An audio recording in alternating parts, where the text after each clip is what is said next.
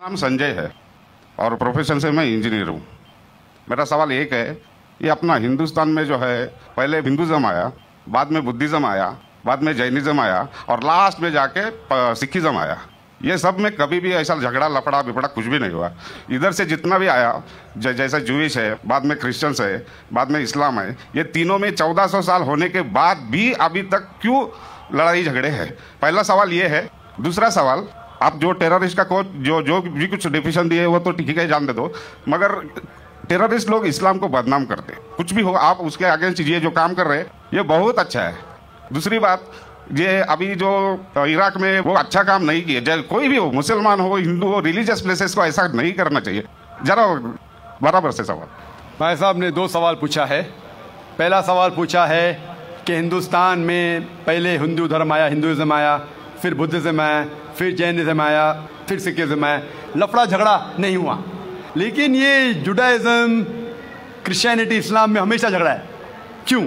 आप शायद अपने मजहब के बारे में नहीं जानते। आपने महाभारत पढ़ी? महाभारत पढ़ी आपने? पूरी महाभारत में झगड़ा ही झगड़ा है। बाकी मजहब के नहीं, अपने आपस में। अगर आप पढ़ते महाभारत, जो एक स्मृति है जो मैं पढ़ चुका हूं, उसके अंदर कजिन्स, रिश्तेदारों के बीच पांडव 5 और कौरव 100 झगड़ा होता है। महाभारत में झगड़े के बारे में जितने वर्सेस है, कुरान मजीद से कई गुना ज्यादा। अगर गिनेंगे हम, कुरान मजीद गिनेंगे कितने वर्सेस है, महाभारत में कई ज्यादा है। और जब आप भगवत गीता पढ़ते हैं, भगवत गीता महाभारत का एक हिस्सा है, 18 चैप्टर्स है। भीष्म पर्व के चैप्टर नंबर 25 to 42 को कहते हैं भगवत गीता।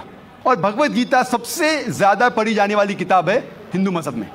और यहां ये भगवत गीता श्री कृष्ण राय दे रहे, सलाह दे रहे, सजेशन दे रहे, एडवाइस दे रहे अर्जुन को। जब आप पढ़ते Bhagavad Gita chapter number 1 verse number 45-46, Arjun जंग के मैदान में अपने हथियार को जमीन पे रखता है और कहता है श्री कृष्ण से, मैं जंग के मैदान में निहत्था मरना पसंद करूंगा बनिस्बत अपने रिश्तेदारों से लड़ूं। ये कहता है, आपने पढ़ी होंगी। उसके फौरन बाद चैप्टर नंबर 2 वर्स नंबर 2 और 3 में श्री कृष्ण कहते हैं अर्जुन से, अर्जुन तुम इतने बुज़दिल कब से बन गए? तुम नपुंसक कब से बन गए? How have these impurities come in your heart? How have you become important? वो कहते हैं कि क्षत्रिय का धर्म है लड़ना। फिर वर्स नंबर 31, 32, 33 में कहते हैं, वो क्षत्रिय खुशनसीब है जिसे लड़ने का मौका मिलता है। अगर आप लड़ेंगे तो आप स्वर्ग में जाएंगे, लड़ेंगे नहीं तो स्वर्ग में नहीं जाएंगे। कौन कहता है? श्री कृष्ण एडवाइस देते हैं अर्जुन को। अगर मैं कहूंगा कि आपके श्री कृष्ण कहते हैं कि रिश्तेदारों का कत्ल करो, ये शैतानी हरकत है।